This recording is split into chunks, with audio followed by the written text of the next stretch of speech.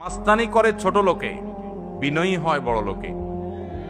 টাকা পয়সা দিয়ে মানুষ বড় লোক হয় না, বড় লোক হয় আচার আচরণ আর কাজ কাম দিয়ে। আপনি কি বড় ঘরের মানুষ নাকি ছোট লোক, এটা আপনার আচরণ দ্বারা প্রমাণ হবে। আপনি যদি মাস্তানি মাতবরি করেন, মনে রাখবেন পৃথিবীতে কুকুরের চাইতে বড় মাস্তান কম আছে। কুকুর দেখবেন আপনার মতো দু চারজন বন্ধু লাগে না, একা একাই হুদাই চিল্লায় দেখবেন, ঠিক না ভাই? ঠিক। আপনার ঠেলার চোটে রিক্সাওয়ালা টিকতে পারে না, গরিব মানুষ টিকতে পারেন না, অসহায় মানুষ টিকতে পারেন না। গায়ের জোরে একটু দুর্বল হয়েছে বেচারা, চুন থেকে নুন খসছে, ডেকে এনে থাপ্পড় দিয়ে বসেন, ঘুষি দিয়া বসেন, গালি দিয়া বসেন।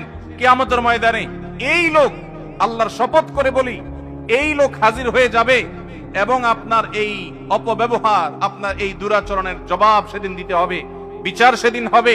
আল্লাহ তাআলা বলেছেন, ওমান ইয়ামাল মিসকালা যাররাতিন শাররান ইয়ারা, যারা পরিমাণ খারাপ কাজ করবেন মুখোমুখি হইতে হবে তার পরিণামের। এজন্য মাহফিল থেকে শিক্ষা নিয়ে যাব যে কোনোদিন কাউকে কষ্ট দেব না ইনশাআল্লাহ, কারোর কষ্টের কারণ হব না ইনশাআল্লাহ, কোনোদিন কারোর কষ্ট দেব না।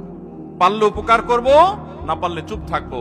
শরীরে ভাব আসলে নিজের মনকে বলবো, এ ভাব দূর হইতে সময় লাগবে না। দূর হইতে সময় লাগবে।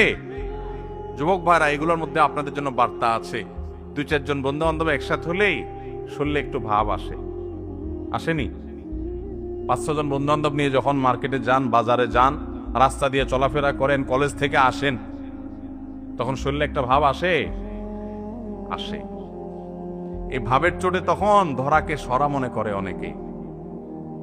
চুন থেকে নুন খসলেই এই বেটা এদিকে আয়, আছে না নাই?